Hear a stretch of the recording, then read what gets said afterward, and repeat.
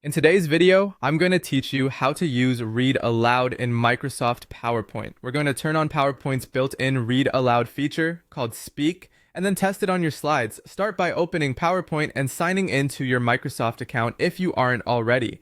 Being signed in helps keep your settings and customizations synced across devices, so once you're in, you're ready to make a quick change to your toolbar. Look up to the very top of the PowerPoint window for the Quick Access toolbar. You'll see a small downward-facing arrow there.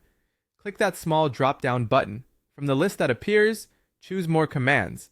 This opens the PowerPoint Options window and takes you directly to the Quick Access toolbar settings, which is where we can add the Speak command.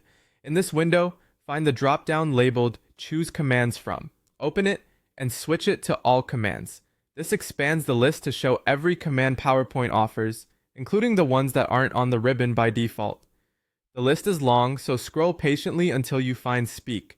It may take a moment, and that's normal. Once you see Speak, select it, then click the Add button in the middle, so it moves to the list on the right, which represents commands that will appear on your Quick Access toolbar.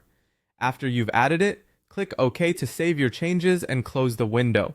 Now head back to the top of PowerPoint. Beside the Quick Access toolbar, you should see the new Speak icon. That means the feature is activated and ready to use.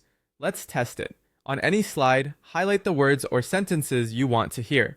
With the text selected, click the Speak button on the Quick Access toolbar.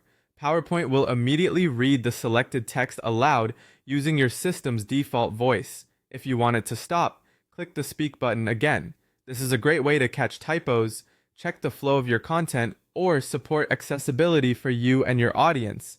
A couple of quick tips as you use it. If nothing is selected, Speak may read the active text box, so it's best to highlight exactly what you want.